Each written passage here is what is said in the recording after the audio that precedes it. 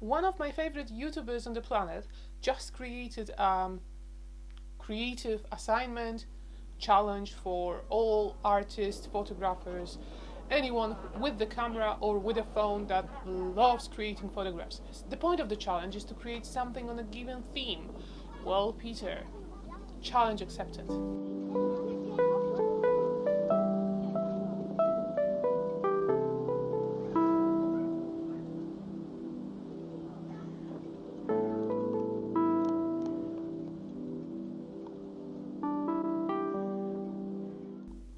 When I've heard this week's theme, which is isolation, my mind just went full with the ideas. I've started sketching them, and one motif that kind of came back throughout the sketches was a sort of a lonely, icy, floating island with a tree growing out of it. Okay, I've got my island. I have to set up my super professional studio in my bedroom. There will be super professional light from the window and a super professional background from a bedsheet. So let's just jump into it, shall we? And let's start creating. I've started with just opening all the files I've done into Photoshop and picking the ones I like. Okay, so I've started using my salt lamp as the island, and then I've masked out everything I don't want in the image. I didn't want any extra tree branches or houses in the background. It was supposed to be a floating island, so I had to just make sure nothing of those stays in the photo. Now, after I've masked everything that I knew I don't want and I was happy with the composition, I've brought the photo of myself into the picture. Okay, so after some weird back and forward with the placement of the hair and deleting the layers of the hair and then adding them back on, I've decided upon what I liked. I've started cleaning up the image. I've started cleaning up edges around the person sitting next to the tree, and after that I've started adding more salty bits and crystals to the island to make it look a bit more 3D, a bit more floaty and believable, I would say, in general. So it's just me playing around with the positioning of chunks of salt around the island, around the body of the person sitting next to the tree, changing the colors a little bit so it looks like it's blending into the whole island.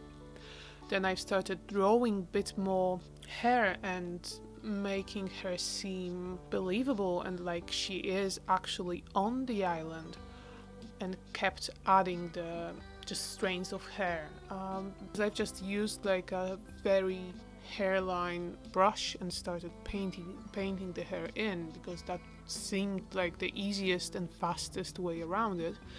I think I've done a pretty good job because I love that image and how it turned out. After that, what I've done is just I've kept playing with dodge and burn to make sure that the shadows are matching, that it looks 3D, it looks like she's sitting there, and that's it. Again, you might see me just switching off to black and white from time to time to make sure that the shadows work the way they should work, and that after I was pretty happy how everything looks in overall, I've came back to probably my favorite part of the digital painting or photo manipulations, which is just choosing the colors and playing with the color themes and schemes and bringing everything together so it actually looks like a painting and like a finished work. First thing I've done is I've desaturated the island because I didn't want it to look pink. Did like a quick layer mask with black and white on it so the island looks black and white. After that, I've desaturated everything, added a sky. I travel a lot, so I've got a lot of photos taken from the window of a plane facing the sky and the clouds below, because I just love how it looks, and I always wanted to create an image with the clouds, and now I finally have had the idea how to use it. So I've just started playing around with adding some textures, fog, other clouds and smoke, and to be honest, that's it. That's the whole image. I've started playing with adding more islands to it, but I couldn't decide if it works or not. So for this particular one, I've ditched them in the end. Final composition doesn't have any other floating islands around. It's just centered around this one island, but I've got so many ideas just from this one image, and I think it's going to be a series now. And I'm just so happy. Thank you, Peter, for inspiring me to do it, because I've been quite down lately, and now I've got just this extra push to creating, so yay, thanks!